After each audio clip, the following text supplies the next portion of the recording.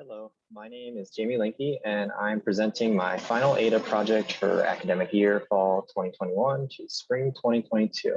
My project is centered around the cultivation and creation of classroom community. So this can be used in a variety of modalities from face-to-face to synchronous online and HyFlex to 500 level asynchronous courses.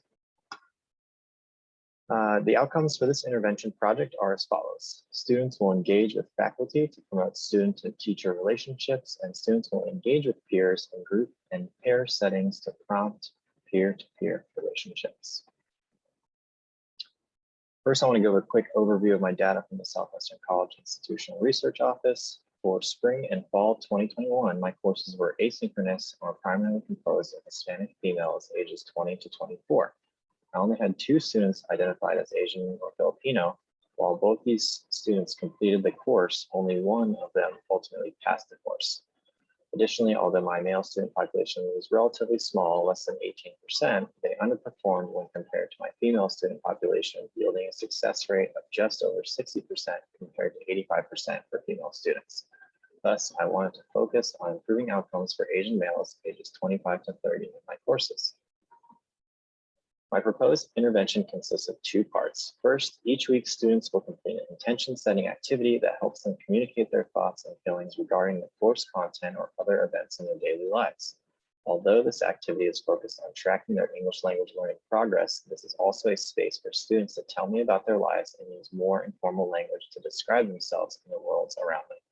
This is done in the form of a Canvas or in-person assignment where students watch a short 2.5-minute video and then write me a short message. They also have the ability to offer a media recording if they choose to do so. From previous teaching experiences, students may need some informal practice at communicating, especially if their oral language is still developing. As an instructor, I'm able to recognize when students are having trouble making their idea clear, whether it's in writing or in speaking. However, this can occasionally lead me to implicitly doubt their abilities at completing some course activities. Therefore, the importance of the intention setting activity is to allow students some private but informal space to communicate with me and me with them. This will hopefully allow them to share some funds of knowledge regarding their understanding of the assignments and give me the ability to give timely feedback. The second part is essentially a progressive buddy cohort system. Again, this activity could be adapted into any modality, but the idea is that a student will have a partner or buddy for the first 4 weeks of class. If at any point there are odd numbers, I, the instructor, will take the place of the buddy, or more creative ideas can be used. This way they can get comfortable working with one person in the class and hopefully getting to know each other a little bit more.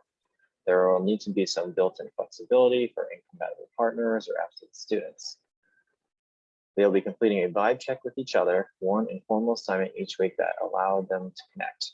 This can be done via discussion, GroupMe, Slack, or other messaging. In the next 4 weeks, students will be regrouped into groups of 3, and the same check-in process will be used with a new addition. Students will be working on a class content activity together as well. So they'll do 2 activities together, one informal check-in, one connected to class content. In weeks 9 through 12, the groups are reconfigured and expanded again to include 4 people.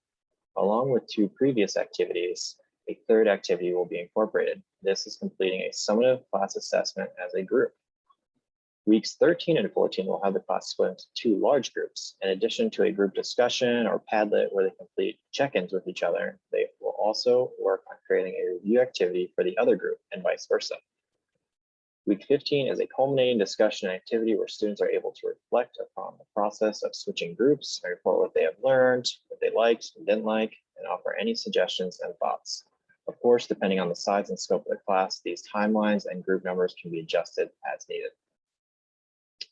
By creating avenues for students to interact with each other in a variety of one-on-one, partner, and group situations, they may be more likely to persist through the semester and complete and succeed in their class goals. This may also create some group accountability while also offering a more collective experience for students who may not be used to non-Western cultural archetypes that place an emphasis on individual work.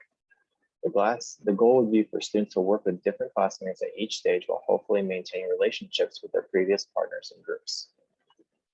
So to quickly reflect, although we use various tools, both online and in person, to set up our spaces to foster student success and engagement, I'm always striving to offer students unique opportunities to get to know one another in the context of our classroom. One of the coolest things about the ESL program is seeing students build relationships with their peers that extend through multiple semesters and outside the classroom. So having mini cohorts throughout the semester can offer students an intimate opportunity to learn with their peers while also getting to know them. Thank you for listening.